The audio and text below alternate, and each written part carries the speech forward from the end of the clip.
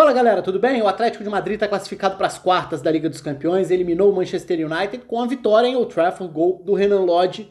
Uma partida que acho que teve tempos diferentes. O primeiro tempo achei um nível muito bom, achei um primeiro tempo muito bem jogado. E no segundo tempo aí já foi um cenário um pouco diferente. A gente já viu aquela versão de um Atlético muito mais da questão de se defender e o Manchester United precisando achar soluções contra um adversário fechado, tentando usar o banco, tentando usar a enorme qualidade individual que reúne no seu elenco, mas esbarrando na falta de bola mesmo. E aí acabou, claro, dá pra gente falar do Oblak fazendo boas defesas ao longo do jogo, mas não é só aí a explicação da eliminação do Manchester United. É uma temporada decepcionante para o Manchester United, principalmente se a gente lembrar que a janela de transferências colocava o clube em evidência. Como várias vezes, mas nessa temporada ainda mais, né? Aumentava e muito o nível de expectativa e de cobrança para esse Manchester United ao longo da temporada. Claro, já teve troca de técnico no meio da temporada, no meio disso tudo, saída do Solskjaer, a chegada do Ralf Rangnick e o United ainda não conseguiu ganhar uma cara que seja minimamente convincente para uma sequência de jogos. E aí, diante do Atlético de Madrid, acho que a gente viu até um primeiro tempo que resgatou alguns aspectos positivos. Então, até para falar, usar o campinho para abordar alguns desses tópicos nos dois tempos, mas acho que principalmente o primeiro tempo é o tempo que apresenta mais questões para a gente falar dos dois lados, né? Um Atlético de Madrid repetindo a ideia de um 5-3-2, João Félix e Griezmann formando a dupla de frente, o Henry Correa ficando como opção no banco de reservas, o meio-campo tendo além do Héctor Herrera centralizado, Rodrigo Depou à direita e à esquerda o Koke, e uma linha com 5 com Renan Lodge e Marcos Llorente como esses alas que fechavam na fase defensiva e no momento ofensivo eram até os jogadores mais agressivos em termos de velocidade na tentativa de escapada pelos lados. Vou chegar nesse funcionamento ofensivo daqui a pouco. No lado do Manchester United, importante a presença e a forma como eles se complementam ali de McTominay e Fred. Para mim, o ponto positivo do Manchester United no melhor período do jogo, que foi a primeira etapa, foi justamente essa dupla. O McTominay dando uma proteção, um equilíbrio maior, uma recuperação maior à frente da defesa e também direcionando o jogo. O início do jogo do McTominay foi muito bom, o Fred ficou mais em evidência ali, em destaque, até pelos lances, alguns lances brilhantes do primeiro tempo do Fred foi muito bom, mais uma faixa mais avançada, achando soluções rápidas para situações em que estava pressionado, drible curto, espaço reduzido. O Fred deixou mais uma vez uma impressão muito positiva no primeiro tempo. Mas, para mim, a peça que fazia o Manchester United ser um time capaz de controlar o primeiro tempo era muito o McTominay. Se a gente compara com o jogo da ida, principalmente, que tinha sido de controle, de domínio do Atlético de Madrid, o empate tinha sido um lucro enorme para o Manchester United se a gente olhasse o andamento da partida de ida em Madrid. Então, o McTominay à frente da defesa ajudava a direcionar o jogo, acionando quem estivesse à frente dele como opção de passe, mas também os lados, e essa questão dos lados aí para mim seria bastante importante no primeiro tempo, porque é como o Manchester United consegue usar o campo, e por isso esse direcionamento, para conseguir tirar do Atlético de Madrid uma facilidade no encaixe de marcação. Então o United tinha, de um lado, o Elanga, novidade na escalação, tinha brilhado, e mais uma vez mostrou estrela no primeiro tempo, assim, né? Personalidade acima de tudo, estrela no primeiro jogo, personalidade no segundo, teve aquela chance claríssima, cara a cara com o Oblak, que defende de testa, né? A bola explode na testa dele, mas Elanga de um lado, Jadon Sancho do outro, com Bruno Fernandes por dentro, Cristiano Ronaldo à frente. Merece um capítulo à parte, Cristiano Ronaldo também, porque foi um jogo muito participativo, muito ativo na questão de mobilidade, tentando enxergar espaços em que ele poderia dar sequência aos ataques. Então, quando a gente fala no controle que o Manchester United exerceu em parte do primeiro tempo, acho que passa muito pela dupla de volantes e também pela presença do Cristiano Ronaldo, não a presença na área, não a presença da finalização. E quantas vezes a gente já não falou aqui sobre como ele mudou ao longo da carreira para virar um jogador muito mais vinculado à capacidade de definição, ou seja, um jogador que nem sempre faz tanta questão de ser um construtor de jogadas, mas ele já teve momentos em que voltou a participar mais do jogo. Na Juventus, por exemplo, ele chegou a ter um período em que participava muito do jogo fora da área, e dessa vez também foi um Cristiano Ronaldo com essa característica, né? Tentando fazer esse papel, tentando ser esse cara para ligar os ataques, especialmente caindo pelo lado direito, quando a gente olha para o Cristiano Ronaldo caindo por essa faixa direita de ataque para receber passes, para dar sequência às jogadas. Então esses são alguns aspectos quando a gente fala da questão ofensiva do Manchester United. Mas e olhando no campinho um lado contra o outro, né? Como que se dava essa sequência, esse desenvolvimento da partida como um todo? Por que eu falei da questão de usar os lados do campo, os laterais, por exemplo, por parte da equipe do Manchester United? Porque nesse 5-3-2 do Atlético, um espaço que se apresentava, que se a gente for lembrar o jogo da ida, o Atlético teve a capacidade de explorar muito o lado fraco do Manchester United naquele jogo, que era o lado que o Wan-Bissaka não conseguiu conter na marcação, e aquele lado ficava exposto, né? Aliás, o Lindelof, né, naquele lado acabava ficando exposto e também não tinha saída por aquele setor, depois até o Wan-Bissaka entrando também. Então aquele tinha sido um lado muito vulnerável e dessa vez o Manchester United tenta usar mais o lado do campo para se projetar. Então, quando a gente olha para esse andamento, a gente fala de um McTominay à frente da defesa, de um Atlético fechado no 5-3-2, mas a questão do uso dos laterais se projetando pelos lados fazia com que o Atlético, nesse trio de meio-campistas, tivesse que se deslocar muito de um lado para o outro. Acho que essa foi a grande vantagem gerada por esse direcionamento do McTominay. Ora para o Alex Telles, ora para o Diogo Dalot. E assim o United usava os dois lados para tentar gerar problemas para um Atlético que precisava, nesses três caras no meio, girar de um lado para o outro, né? Fazer essa marcação flutuar de um lado para o outro para conseguir cobrir toda essa largura do campo, já que era uma linha com menos jogadores, então isso exige uma coordenação e um fôlego muito maiores nesse caso. Falando da linha de defesa, né, do Atlético de Madrid, ela tinha, de um lado, um Elanga que entrava em diagonal, muitas vezes até trocando de posição com o Cristiano Ronaldo, e por isso eu falava sobre o Cristiano Ronaldo voltando e caindo nessa faixa do campo, porque Elanga e Bruno Fernandes muitas vezes eram os caras que atacavam a área, que atacavam a entrada da área, essa zona de definição ali que seria mais próxima do que se espera de um 9, e o Cristiano Ronaldo fazia esse caminho contrário, de sair da referência e buscar espaço justamente por ali. Então, os laterais conseguiam levar o time à frente, o Cristiano Ronaldo saía, e caía pelos dois lados, mas principalmente pela direita, e gerava opção de passe para dar sequência aos lances por ali.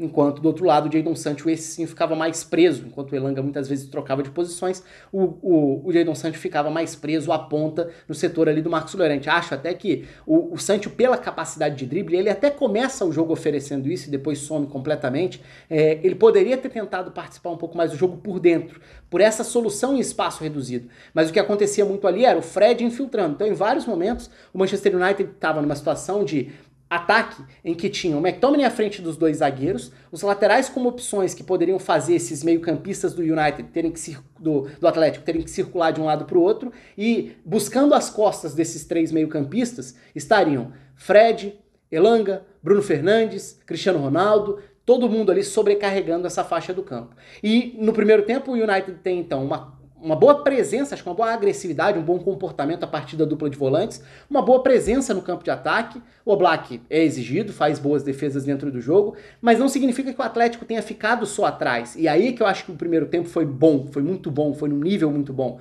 Porque o Atlético também elaborava os seus ataques até de uma forma diferente da esperada. Então a gente poderia até imaginar, o Atlético vai ficar fechadinho explorando bola longa. Mas um Atlético sem Matheus Cunha e com o Angel Correa no banco, é um Atlético com muito menos explosão para explorar de fato essa bola em profundidade, essa bola longa, essa bola para brigar e para atacar as costas da defesa adversária.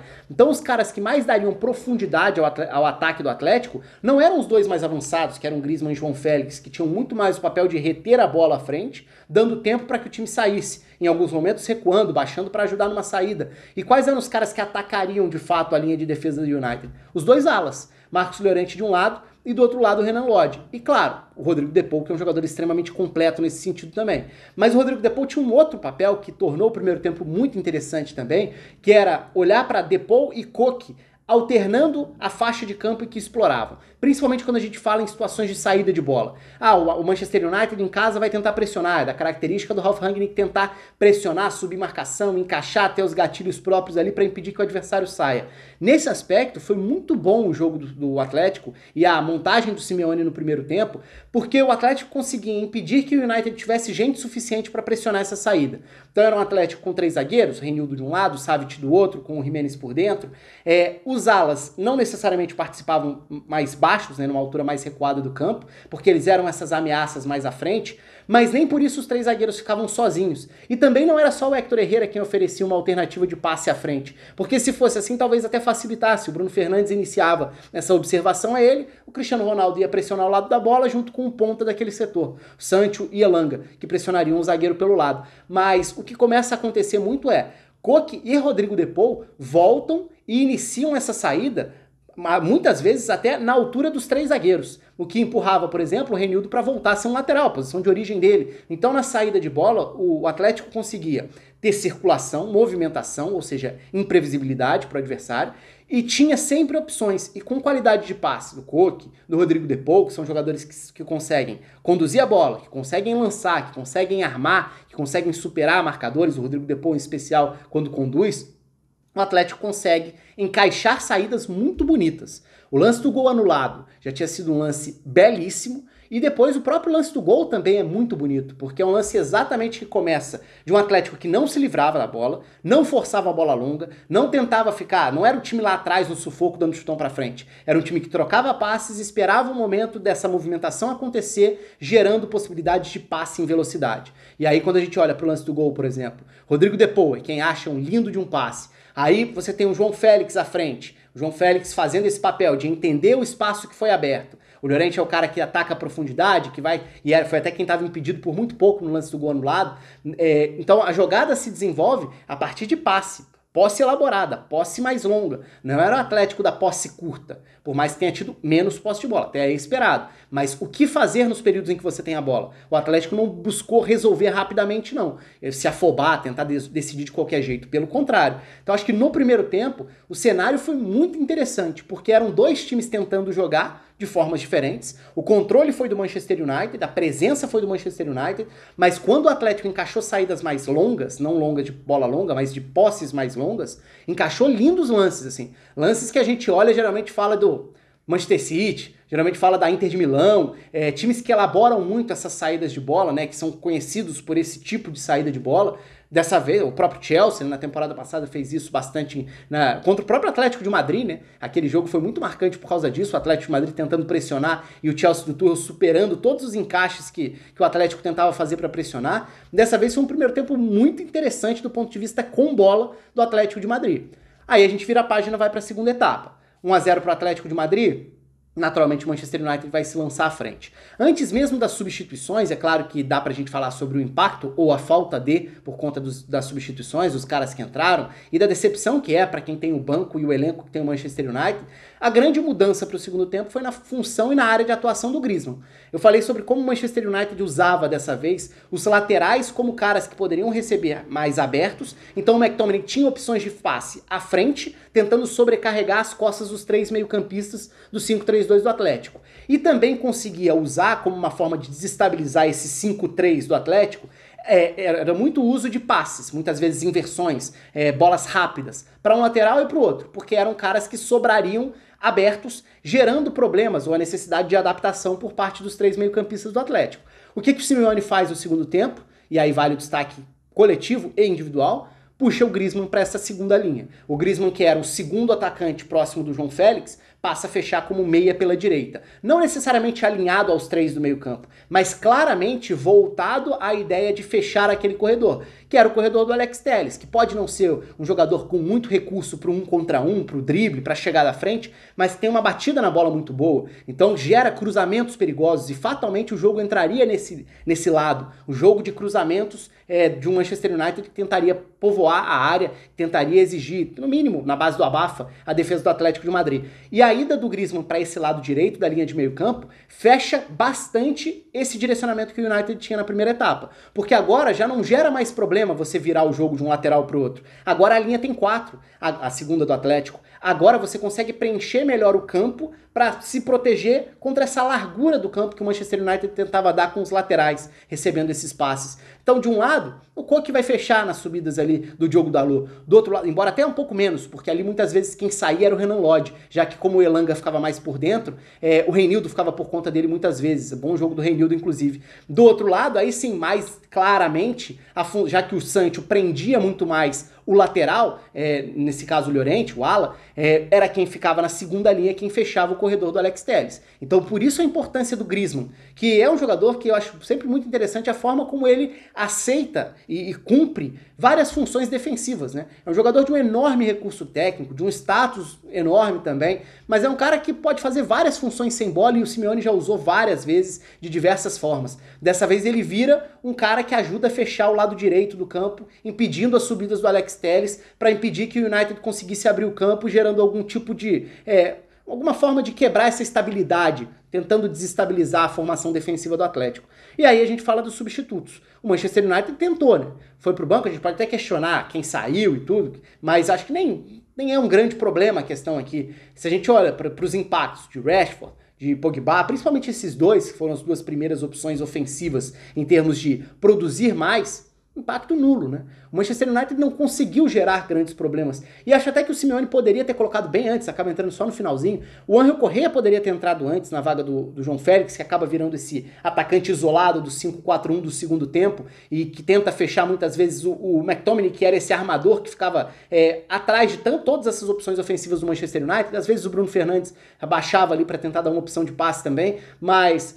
achei até que o Ángel Correa poderia ter entrado antes. Era um jogo muito bom pro Matheus Cunha, né? Que tá machucado, não era opção, mas era um jogo muito bom para um atacante que tivesse essa arrancada para explorar os contra-ataques, porque o United não estava conseguindo gerar tantos problemas pro Atlético. E, naturalmente, ficaria cada vez mais exposto. Na reta final, o Matite passa a jogar ao lado do Varane na zaga, por exemplo, já nessa tentativa de se lançar ao ataque, com Mata e Pogba formando a dupla de meio campo. Ou seja, um time já bastante desfigurado e bem menos equilibrado. Então acho até que o Atlético poderia, no segundo tempo, talvez ter definido o confronto se tivesse mudado a característica do homem de frente. Mas, de qualquer forma, acho que foi uma versão do segundo tempo muito parecida com a versão defensiva que a gente já viu várias vezes do Simeone. E a gente sabe que é um Atlético capaz de entregar esse tipo de jogo, de estratégia. E acabou não sofrendo tanto assim. Não dá pra dizer que o Black não trabalhou. O Black foi um nome importante da classificação do Atlético de Madrid.